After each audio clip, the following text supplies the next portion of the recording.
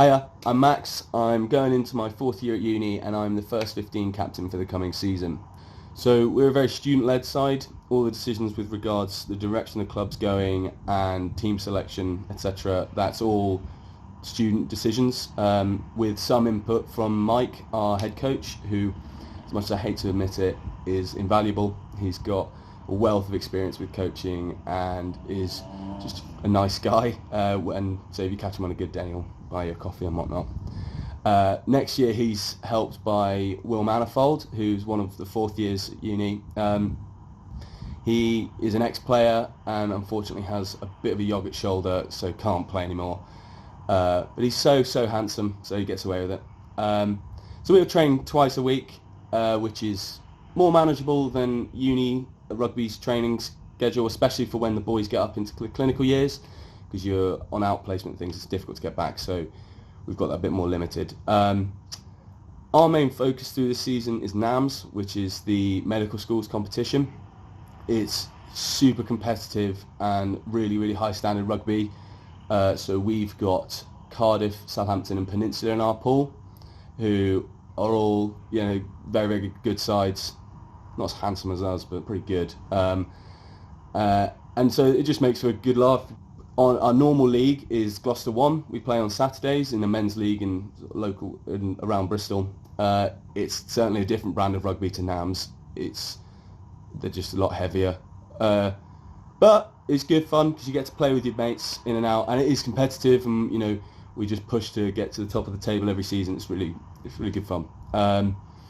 So aside from league rugby, we have varsity against Cardiff every year, which is great fun for the entire medical school because we come back and forth. All the sides, the different sports play each other, so it's really good fun. We also have an old boys game where we play the boring old graduates who decide for one weekend in a year that they're going to stop being super old and boring and come back and play some rugby again. And it's a pretty hectic evening. I'm sure Ferg will mention more about it in his video. We have a biannual tour to Nantes in France. We have a link with their medical school there, and that is fantastic. It's a fantastic week for everyone. Again, Ferg will mention a little bit more.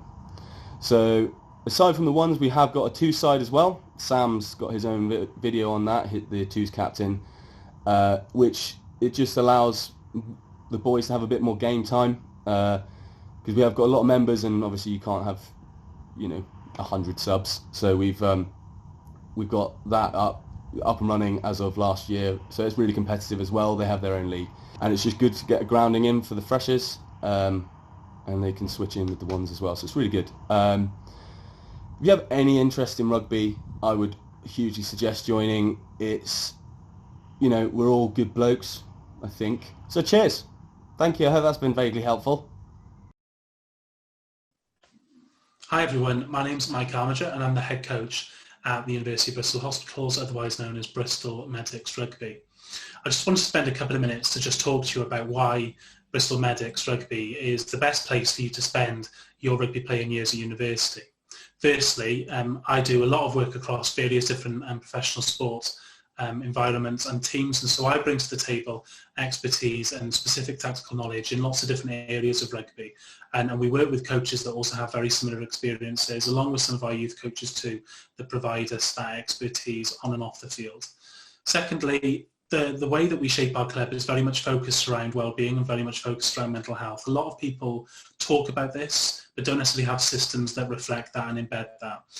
The assurances that I can give you is that actually, not just in terms of me as a coach, but as a club, we put mental health and well-being front and centre of everything that we do. We don't do things like forcing players to play on when they've got an obvious injury. We don't do things like have hierarchies in terms of if you're a freshie, you don't play first team rugby. All of those things are very different at our club. It's embedded in terms of the questions that I ask you when I'm interested in how you are and how your university experience is being shaped in many different ways. But similarly, as a club, we take this very seriously and have a lot of support networks, especially for our freshers that come into the club. So the things that you'll notice about the climate of our club are that they're very different and very progressive in terms of the way that we not just only look after you, but the way that we link you up with different networks. And we have lots of mixing across the years too. So you will regularly get contact and get to know and ask questions to many of our 3rd, 4th, 5th years, for example. And that's quite unique at our club because a lot of other clubs don't necessarily have that wide range of student experience and years and needs. The other thing that you'll notice about our club as well is that we have a little bit less of a commitment in terms of our training schedule. That's because we know that many students are juggling socialising as well as studies, as well as then rugby on top of all of those things. And so it's really important for us that we think about the quality of training, not necessarily the quantity. But we also don't have expectations on students when it comes to exam times. You know, we're very mindful of the way that we mould our fixture list according to the things that you will experience as a student. We try to stay away from exam times if we can, and we try and work very carefully around students' commitments. We ask that you commit at certain times during the season, and you know the expectation is that we attend training as and when we can, and we're very much a competitive team. But what we also understand is that actually some students, when they say that they're not available for a length of time, they need to be heard. And so we appreciate that balance, and we try and strike that well within our selection policy and within our captains and senior player discussions as well. The other thing that's really important for you to know about our club is that when you arrive here at Bristol, there are lots of different challenges.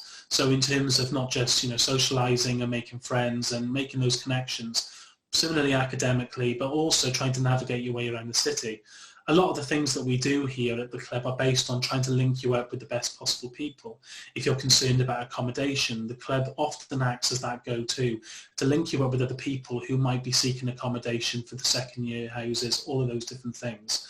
So the club works off the field as well as it does on the field. Our on the field recent example in history is that we've been promoted into the Gloucester South League and First Division, which is a great league for us to play in, which means that we get a good quality of rugby, and it's not just playing Saturday rugby against people who don't necessarily are interested in playing decent rugby. We've got that competitive element within the league, but we also similarly have a really good setup in terms of us playing NAMS rugby as well, so that we play against other medical schools, and we also organise regular fixtures against other university teams too. So that's a little bit about our club. I hope that you'll consider coming to see us and coming to train with us to try and experience what it's like.